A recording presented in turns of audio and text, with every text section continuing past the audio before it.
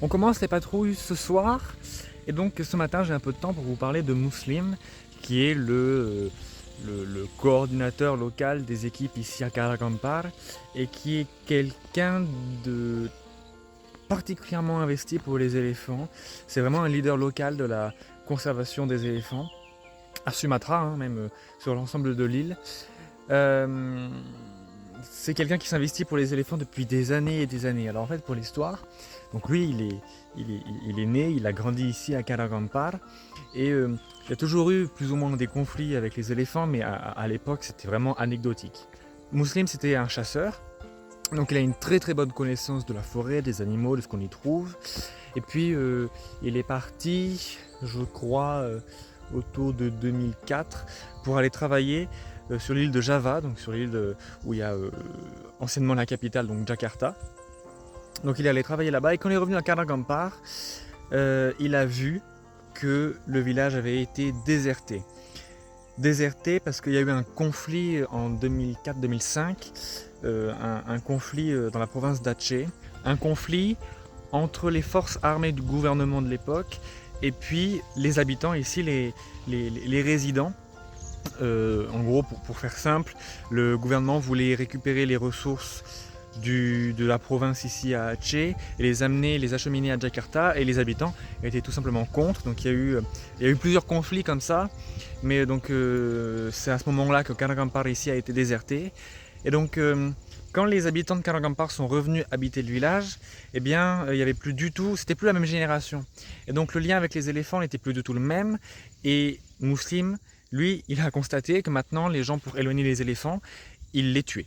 Et donc à partir de là, il a commencé à monter une équipe pour repousser les éléphants, éloigner les éléphants sans les tuer. Alors avec des méthodes agressives, certes, mais voilà, en tout cas, il a essayé de faire quelque chose à son échelle. Et il a mobilisé une vingtaine de personnes, ce qui est vraiment énorme, quoi. Il a mobilisé aussi du soutien international. Il a essayé de mettre un peu les projecteurs sur Karakampar, de mobiliser certaines ONG. Et aujourd'hui, il a réussi quelque chose qui est énorme parce qu'il a fait tout ça presque seul, c'est de faire en sorte qu'il n'y ait plus d'éléphants qui soient tués ici à Karakampar. L'équipe d'aujourd'hui, c'est plus la même que celle d'avant, puisque est arrivé un moment où Karakampar et Muslim étaient très médiatiques, très médiatisés, donc l'équipe a eu peur, vous savez, de certaines pressions, aussi bien du gouvernement que de certaines industries. Donc l'équipe s'est divisée, elle a été reformée ensuite toujours par Muslim. Et l'objectif maintenant, c'est que les éléphants qui continuent de rentrer dans le village, eh bien, s'en tiennent éloignés. Et donc là, c'est justement tout l'objet de notre travail, c'est-à-dire de faire cette stratégie pour faire en sorte qu'il n'y ait plus de conflits. Parce qu'il y a toujours des conflits, mais faire en sorte que les éléphants ne rentrent plus dans le village. Donc anticiper leurs mouvements, connaître leur comportement, leurs réactions, et puis patrouiller tous les jours, tous les soirs, quand les éléphants sont dans la région, pour les tenir à l'écart justement des zones de conflit. Et donc nous, avec Harapan Digadja, pour cette première mission et pour ces premières actions, on a beaucoup de chance justement de pouvoir travailler avec lui, puisque c'est, comme je vous le disais, quelqu'un d'extrêmement important pour les éléphants de Sumatra, et quelqu'un qui, lui aussi, est dans cette philosophie d'action concrète.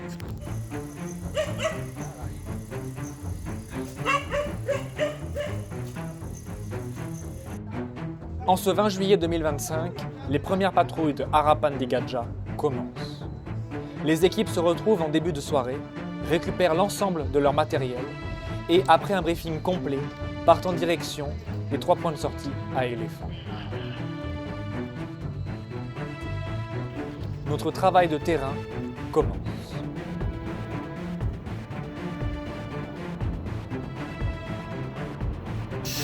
Donc là on est sur le premier point, les gars sont derrière, dans une petite cabane au-dessus sur une ferme en fait. Il y a un super point de vue sur le exit point, donc là c'est l'un des exit points dont on parlait, on est à Payala. Et c'est là où les éléphants sont le plus susceptibles de passer dans les prochains jours, donc on va le surveiller ardemment. Et là on est en début de soirée, en début de nuit, donc après on ira checker les autres équipes. Pour le moment tout va bien, ils sont bien installés, ils sont en train de faire bouillir de l'eau pour la purifier et la boire, bref. Une longue nuit qui s'annonce. c'est pas forcément évident pour moi de tout vous filmer parce qu'on est en pleine nuit. Donc là, comme je vous disais, on est sur le Payala, donc exit point, exit point au nord de Karagampar. Et en fait, Muslim nous racontait que par là-bas, voilà, au fond, c'est là où le premier éléphant a été tué dans la région. En fait, les équipes de Muslim étaient en train de faire la patrouille. C'était un peu à distance, ils ont entendu des coups de feu, ils pensaient à des feux d'artifice. Et non, c'était un braconnier qui était là pour récupérer les défenses. Heureusement, il a été arrêté, mais bon, le mal a été fait en fait. L'éléphant a été tué. Donc, c'est une région qui est aussi un peu, enfin un coin qui est assez symbolique aussi pour vis-à-vis des éléphants. Et puis voilà, donc là maintenant on a besoin de checker un peu les couloirs de sortie des éléphants. C'est vrai que c'est pas forcément évident pour l'équipe non plus parce que ça fait des années qu'en fait ils fonctionnent pas du tout sur ce modèle là. C'est de nouvelles habitudes, il faut les driver un peu. C'est pas évident mais je les sens motivés donc c'est une super chose, c'est une excellente chose.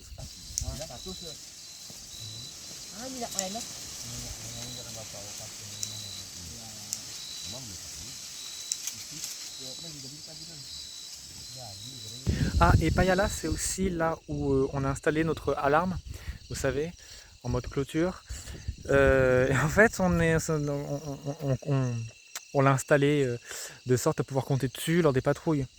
Sauf qu'on est allé checker et le galon, vous savez, où est fixée l'alarme, la batterie et tout, a été endommagé, probablement par un macaque qui a trouvé amusant de jouer avec la pince à linge et qui l'a arraché.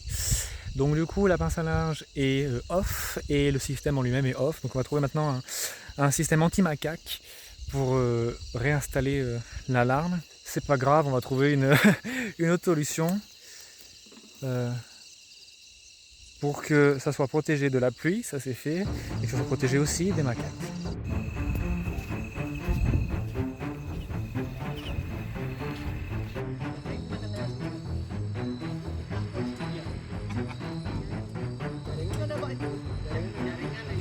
Bon alors là ça fait ambiance film d'horreur parce qu'il n'y a vraiment aucune lumière à part la frontale. C'est ce que je disais d'ailleurs, en fait c'est vraiment nouveau pour moi de voir un paysage où il n'y a aucune lumière, rien du tout. Il n'y a vraiment rien et pourtant enfin, on voit, enfin pas sur la caméra mais on voit le relief des montagnes et il n'y a rien du tout. On a rejoint la deuxième équipe dans une région qui s'appelle Muslimin, où il y a des éléphants. Et là en fait Muslim a voulu me montrer un endroit où ils aimeraient construire une sorte de poste de surveillance où ils pourraient justement faire les patrouilles la nuit. Et donc là on est vraiment au cœur de l'habitat des éléphants. C'est-à-dire que là, il n'est pas du tout sur l'exit point, il peut y avoir des éléphants tout autour de nous. Et oui, il me disait que là il faudrait construire un nouveau poste, que ça coûterait 1 million de roupies, ce qui est clairement abordable pour un Ravandi Gadja, donc on va peut-être le financer, on va voir ça. Bref, deuxième point, pas d'éléphants, pas de nouvelles des autres, donc pour le moment tout va bien. Donc bon, on va filer voir le dernier point, dernier exit point.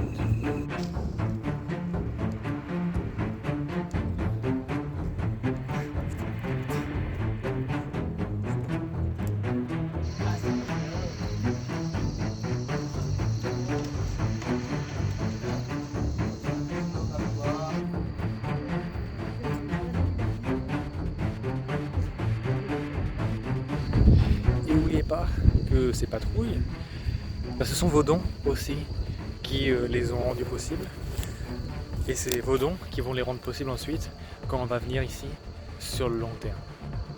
Et ça c'est pour moi important de le dire parce que ça n'a jamais été aussi concret le projet Arapagne et chaque centime de don c'est dans notre équipe que vous ne voyez pas à l'arrière.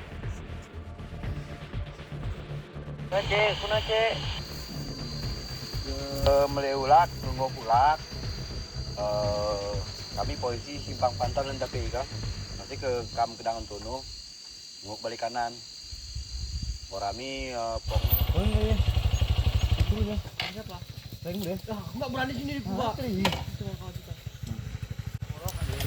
de patrouille, on est donc de retour au camp. Donc comme je disais, pas d'éléphants, pas aujourd'hui en tout cas. Ce qui n'est pas très surprenant parce que comme je vous disais avant, si c'était rapide ils arrivaient aujourd'hui, sinon ils arrivent demain, après-demain, au max dans 3 jours quoi. Donc fin de patrouille, on va faire un petit débrief avec les équipes qui sont évidemment comme moi fatigués mais toujours là, donc c'est très bien. Demain on recommence la même chose avec d'autres volontaires parce qu'on va pas les épuiser non plus. Et puis voilà, bon et je suis tellement fatigué, je sais même plus quoi dire, bref. Merci encore pour votre soutien, merci pour vos dons. Parce qu'encore une fois, c'est grâce à vous, je mets dans la lumière, que on a le matériel, qu'on a les gardes, qu'on a la possibilité de faire tout ça. Bref, continuez, ne lâchez rien. Et j'allais dormir. Donc hier on a commencé les patrouilles, les premières patrouilles de Harapan Digadja, donc un grand événement. Pas d'éléphants, ils vont certainement arriver aujourd'hui ou demain. Mais vous avez vu, il y a cette nécessité d'être vraiment sur tous les points de sortie qui sont empruntés par les éléphants. Et ça c'est extrêmement important d'anticiper leur mouvement. De plus attendre qu'ils sortent de la forêt, qu'ils arrivent dans le village pour commencer à essayer d'aller les repousser. Parce que quand on arrive à ce moment-là, c'est déjà trop tard. Et en fait les éléphants ils s'organisent eux aussi quand ils entrent dans un village. Avant de sortir de la forêt, ils s'organisent entre eux. Et quand ils arrivent à Kanagampar, eux aussi ils ont une stratégie parce qu'ils savent que ici il y a des gens qui ont les feux d'artifice, ils savent à peu près comment ça fonctionne, où ils sont le plus souvent. Donc eux ils ont une stratégie. Et ce qu'ils ne savent pas maintenant, c'est que nous, on a une nouvelle stratégie. Et là c'est de se positionner devant les points de sortie. Et ça ils s'y attendent pas du tout, a priori, parce que c'est vraiment tout nouveau ici.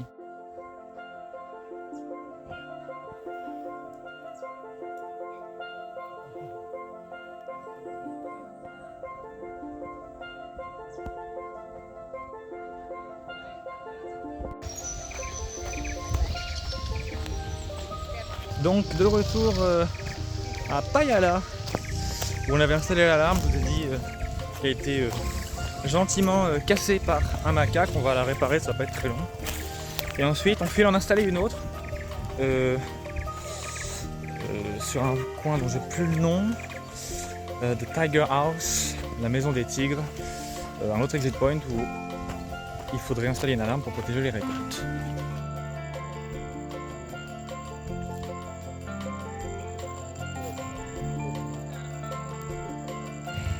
Voilà, solution trouvée, un sac plastique. On est dans le pays du système D, hein, donc il n'y a pas besoin de haute technologie. Puis si ça suffit pas, on trouvera un autre moyen. Mais là, ça a l'air bon.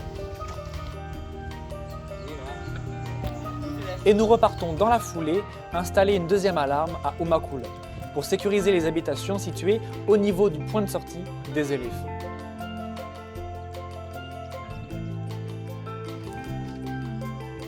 Nous installons le système avec Muslim et les habitants pour qu'ils puissent apprendre d'eux-mêmes à le mettre en place correctement et à le mettre en route quand les éléphants sont signalés dans la région.